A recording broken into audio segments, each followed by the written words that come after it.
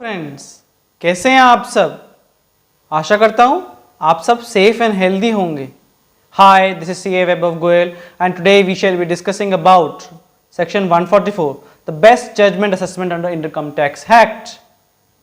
Please do watch my video till the end. Do like it, share it, subscribe it, and do tag your friends.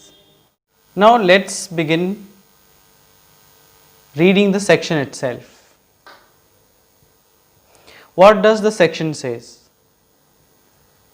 If any person fails to make the return required under subsection 1 of section 139, the first requirement of invoking section 144 by the assessing officer, that is the best judgment assessment, can be invoked by the assessing officer firstly when there was a requirement to file a return of income under section 139(1), and not only he has failed to make a return under section 139(1), he has failed to make a return under section 139(4) as well. Alright, so he has not made the return under section 139(1) as well as 139(4), meaning thereby best judgment assessment can be invoked only in those cases primarily who were required to file the return of income has not filed their income. Alright. So how would the assessing officer invoke 144 in those cases? Under 143(3) we learnt when the return of income has been furnished by the assessee under section 142(1) or under 139, the notice under section 143(2) was to be issued. Now when the assessee has not furnished a return of income, then what is the mechanism? Is the assessment under section 144 liable to be invoked, or the case would be covered under reassessment under section 147. So this section provides that if assessing officer considers it necessary and expedient to assess it, he need not wait for section 147 or to invoke 147, because the test in under section 147 is reason to believe, and the reason to believe is a far greater test than what is required under section 144 or under 143. Alright, here there must be a prima facie thing, and assessing officer need not record anything. That is, while invoking section 144 he need not record that there was a reason to believe. He primarily needs to record that the assessee was required to file the return of income, meaning thereby he was required to file and he did not file. So section 144 can be invoked despite the fact the case can be covered under 147. Alright, if only thing we need to remember while invoking 144, what he has to remember, that the time limitation period given under section 153 subsection 1 is there. If a time limit period given under section 153(1) is there, he can continue his assessment under section 144. Alright, so what happens when an assessee fails to make a return of income? How does the mechanism comes into picture? Then the assessing officer issues notice under section 142(1). What he issues? Under 142(1) he issues notice requiring the assessee. What he requires? He requires the assessee to furnish return of income. So assessee is now required to furnish return of income. If assessee furnish return in response to that notice under section 142(1), whether the learned assessing officer would be well within its rights to invoke section 144, the answer would be no. Why? Read section 143(3) or for that matter section 143(2), which says if a return has been furnished under section 139 or under 142. So if return has been furnished, then the proper mechanism would be issuance of notice under section 143(2), completing of assessment under 143(3), until and unless the case falls under 144(1)(b) or (c). So assuming for the time being the case does not fall under B and C, though assessee has failed to file return of under return of income under section 139, though in response to notice under section 142(1), he has filed the return of income. Then also assessing officer cannot invoke section 144. Okay, what happened in one case? Suppose let's take it the case of assessment year 17-18. Now this year was very peculiar. Why? This year was very peculiar for few reasons. That this was the year of demonetization. Assessment year for the year of demonetization. So various cash deposit information was available with the assessing officers. So what happened? What happened that the assessee did not file the return of income till 31st March 2018. That was the last date for filing of return of income under section 139. Alright. So what happened? The assessing officer issued notice on 1st of April 2018 requiring the assessee to file return of income. Assessee did not file the return of income. Assessee did not file the return of income and the assessing officer went on to complete the assessment under section 144. Why? Contending that since you have failed to furnish your return of income under section 139. Secondly, you are also covered under B. Why under B? You have failed to comply with all the terms of notices issued under section 142(1).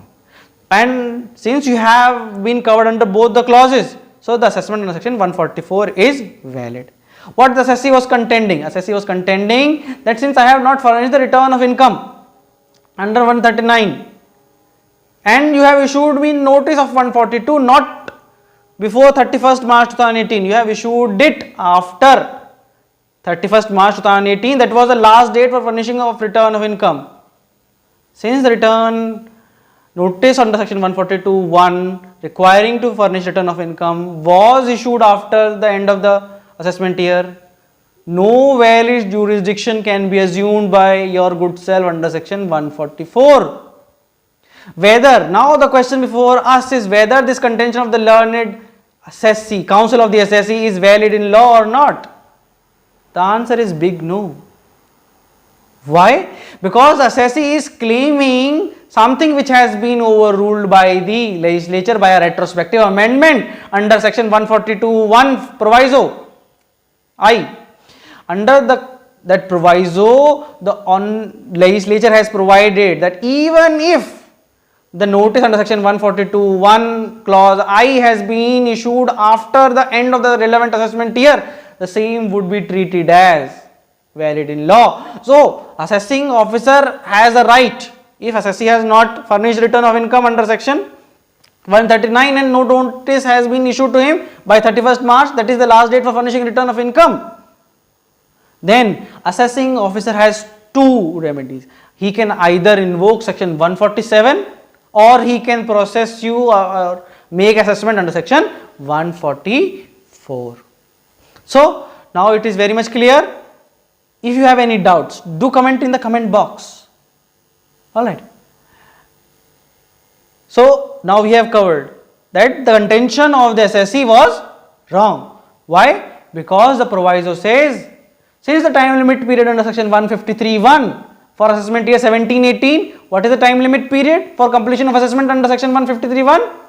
Assessment would be under 144. Time limit under section 153(1). What is the time limit?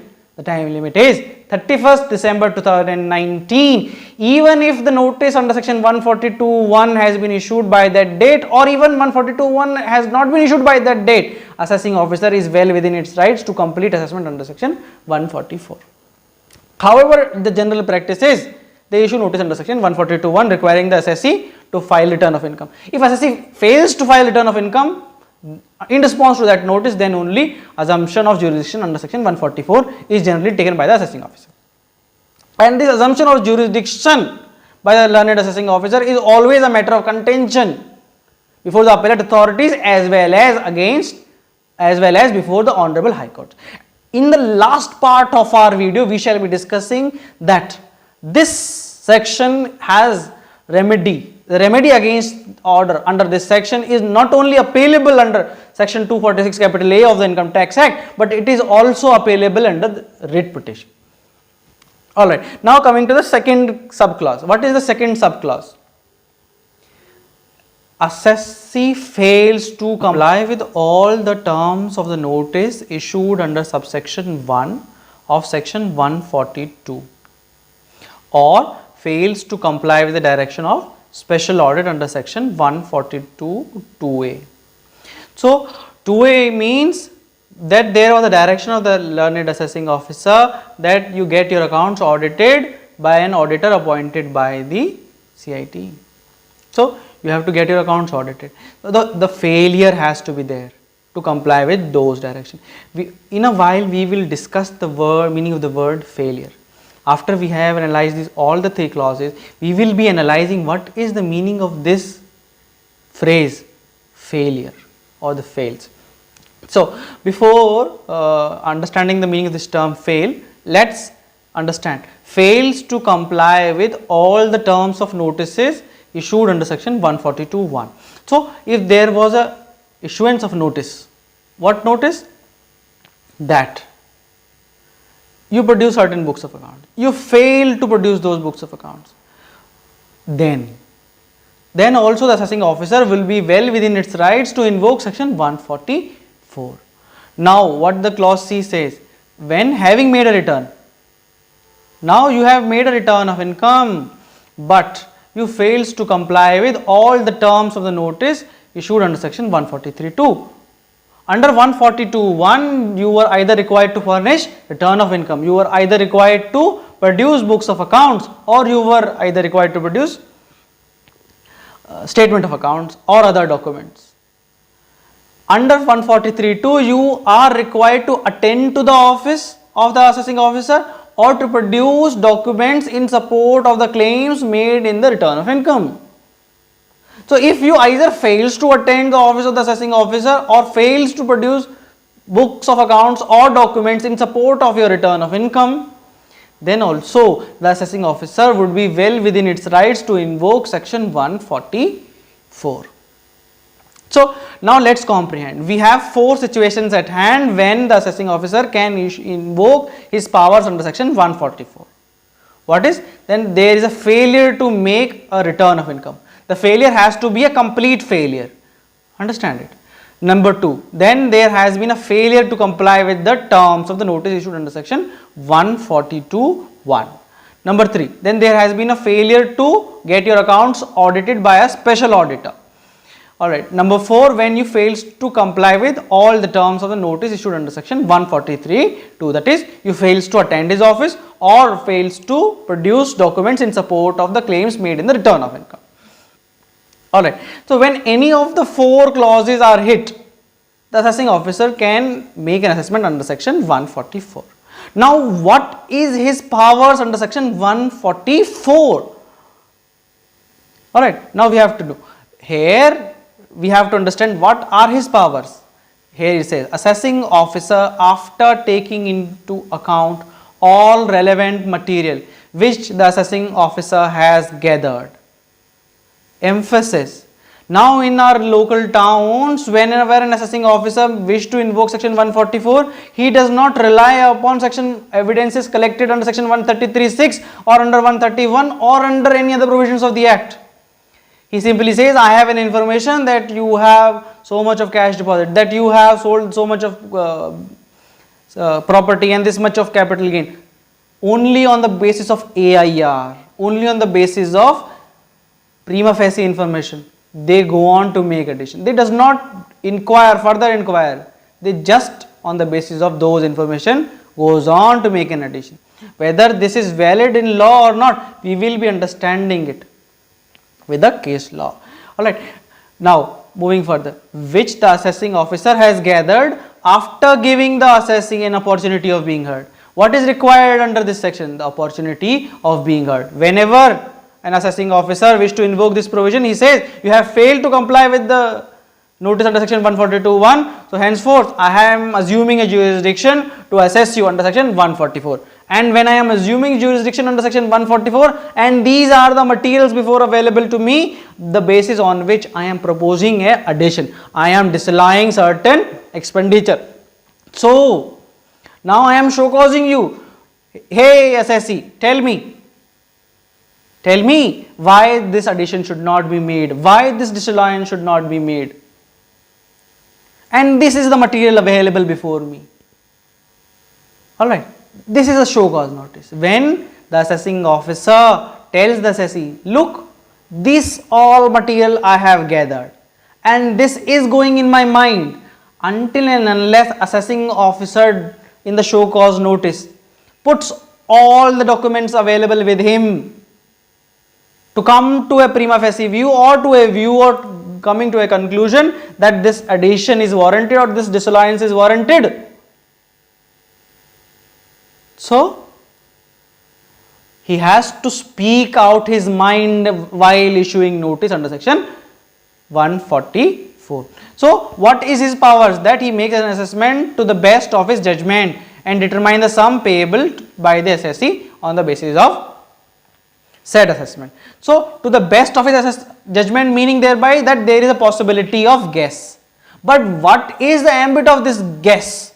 Is it merely a surmise, conjecture or something a wild one, or is it limited to certain materials gathered by the assessing officer? So, we will be analyzing those cases. So, now let us analyze those cases. We will discuss the second proviso as well while discussing those cases as well. The second proviso, what does the second proviso says? We will be discussing therein. So, now first, what is the meaning of the term failure?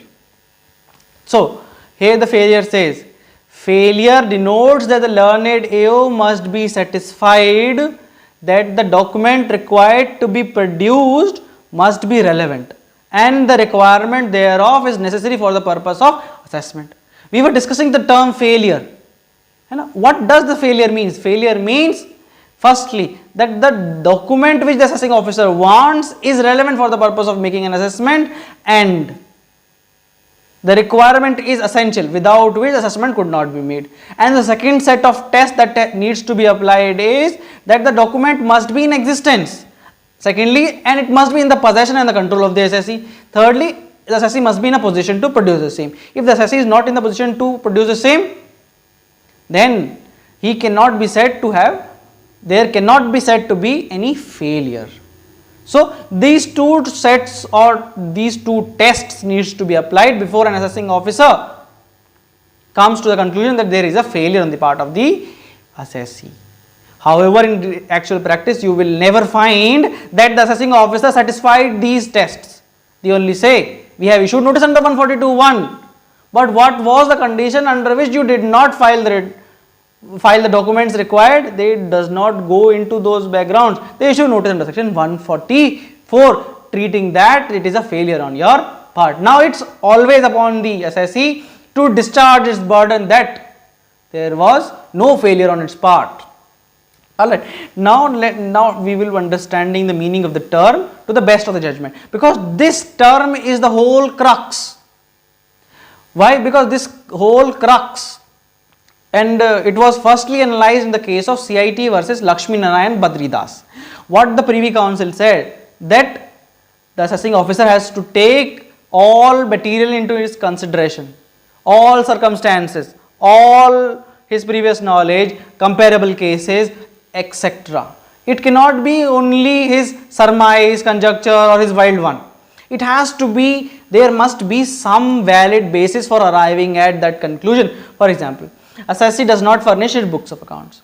So, when assessee has not furnished his books of accounts, whether assessment can be made under section 144? Yes, because under 142(1) I have issued a direction for you to furnish your books of accounts. You have not produced the same. So, there is a failure on your part. So, when there is a failure on your part, my assessing officer has got the right to make an assessment under section 144 on an estimated basis. Now, when an on estimated basis assessment is being made, so whether I can make an addition on gross profit basis, I am a contractor. So, on gross profit basis, assessing officer feels that instead of 2% declared by me in my return of income, 8% should be my gross profit ratio. So, whether an addition can be made for this 6% or whether the assessing officer has to bring on some material to come to the conclusion that the persons in my trade, same trade, the persons in my same turnover are also declaring this much amount of gross profit, or he has to look for my past records, whether in the past how much additions have been made, what is the quantum of my addition, what is the quantum of sustaining of those addition at the appellate stage. All those factors has to be analyzed before assessing officer comes to the conclusion that the rate of 8% needs to be applied. But in actual practice, you will find that the assessing officer goes on and makes an addition under section 144, treating the gross profit at 8%, taking cue from section 44 AD, instead of taking or bringing material on record or analyzing the previous records of the assessee. So, this the case of CIT versus Lakshmi Narayan Badri Das and this state of Kerala versus C. Vellukutti considerably said that when an assessing officer moves on without any material on record, the addition made under section 144 or to the best of his judgment is a wild one, because it is without any material on record. So, it has to be supported. Though the honorable courts acknowledge that when an assessment has been made under this section, then there would be a certain level of guess. Though there would be a certain level of guess, but it should not be a wild one. Alright, it has to be, there should be some basis for arriving at such a decision. So, we have summarized section 144 by now. Now, one question comes, now you have estimated my profit on an estimated basis. Estimation on an estimated basis. So, now whether a disallowance under section 40A3, what is 40A3? Cash payment exceeding 10,000. Whether a disallowance can be made when my profit has been estimated instead of my actual profit as reported by me in the return of income or in my books of accounts. The answer is, since you have estimated my profit, it itself means that you have disallowed certain expenditure, and this disallowance of expenditure cannot be further disallowed. Another view or another controversy relates to whether there can be a disallowance for failure to deduct TDS. The one view says that it is to be treated pari material with 40A3 when an addition or a disallowance is not made because you are estimating my profit on an estimated basis. So, 40A3 was not invoked. So, similarly, you cannot invoke disallowance on failure to deduct TDS.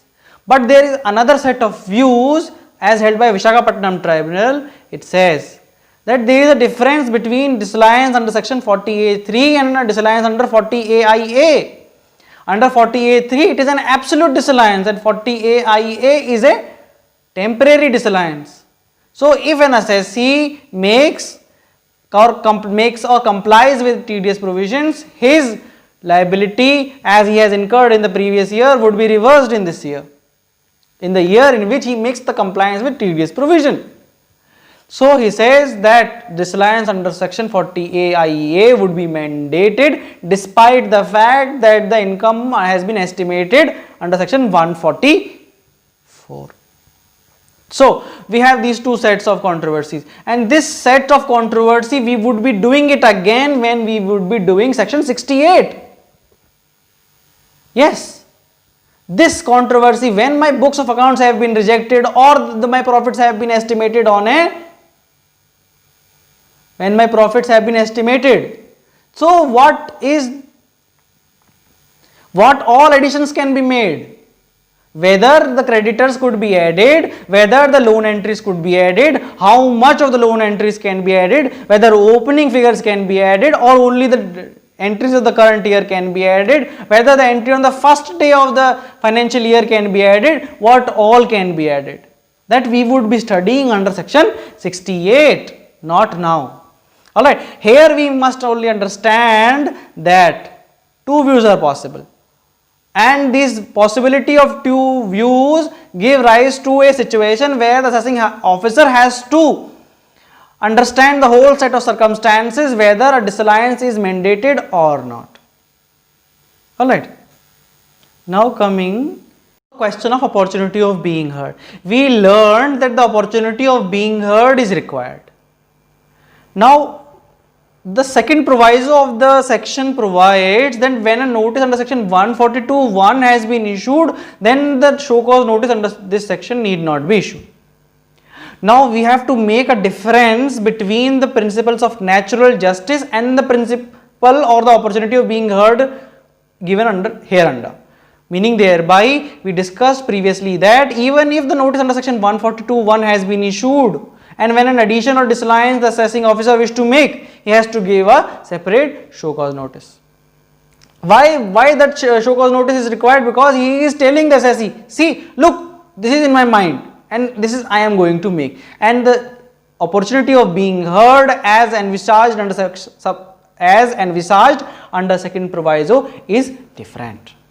Now what is this second proviso saying? This second proviso is saying, if an notice under section 142(1) has been issued on that particular issue on which you wish to make an addition, no separate notice under section 144 is required, meaning thereby you can directly assume jurisdiction under section 144. However, but when you make an addition, you have to give a separate notice. Though this notice would not be governed by section 144, this notice would be governed by the principles of natural justice as enshrined under Article 14 of the Constitution of India. So we have to make a difference. Now what happened in one case? This is also the case of a demonetization here. What happened? It was a case of a firm. The firm deposited around 16 lakh of rupees in its books of bank account during a demonetization period in demonetized currency. Assessee firm did not file the return of income. When the assessee firm did not file its return of income,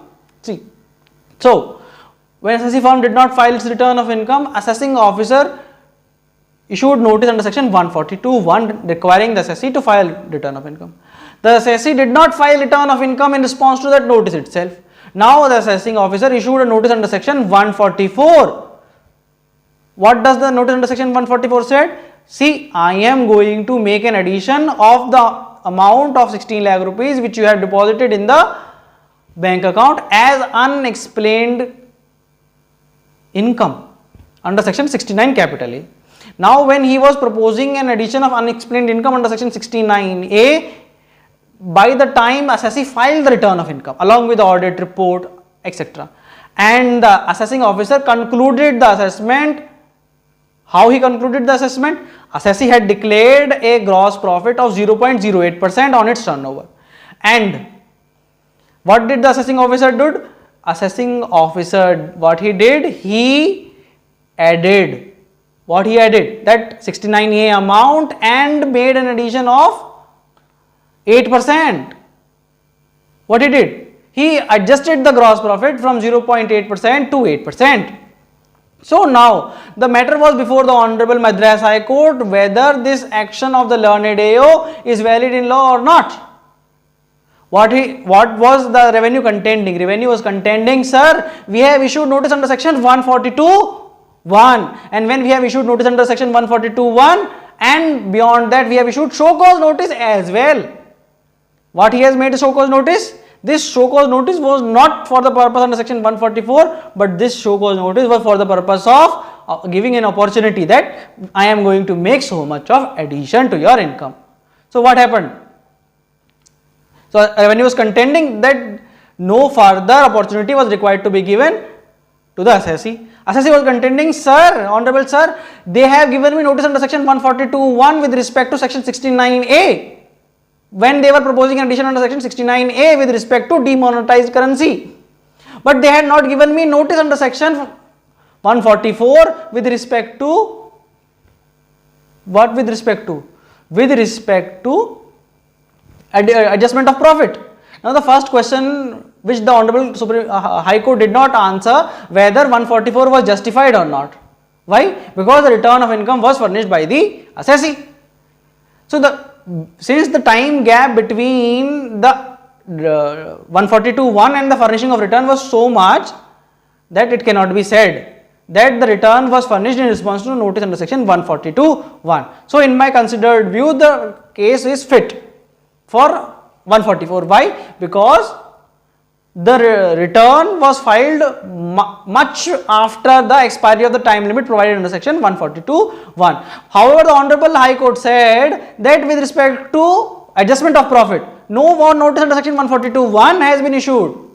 No, there is no material on record to suggest that notice under section 142 has been issued with respect to adjustment of profit. So you have not given the assessee an opportunity. What opportunity? The opportunity to contend that the profit is 0.8% and not 8%. So when you have not given him the opportunity, so this is a clear case of breach of principles of natural justice and also of the provisions of section 144. So what we come to know about section 144, that whenever an assessing officer does not wish to give a notice that he wish to assume jurisdiction under section 144,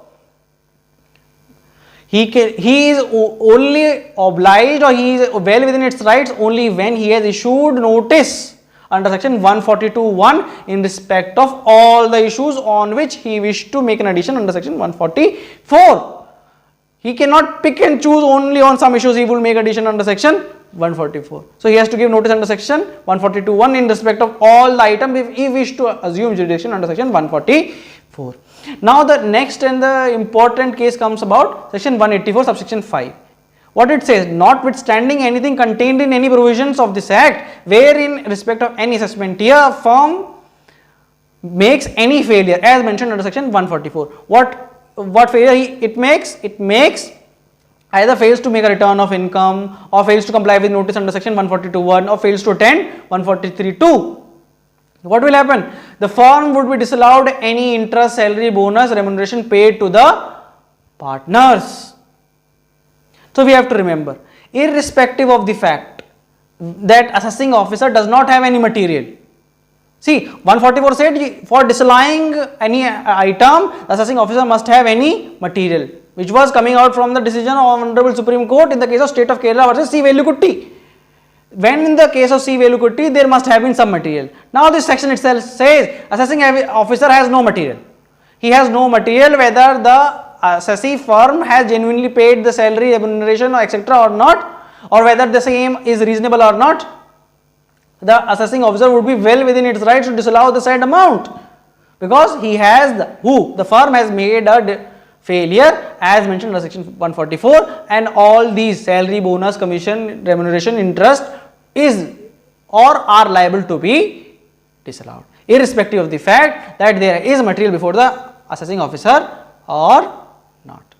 So in this case I have discussed this issue, and I have also discussed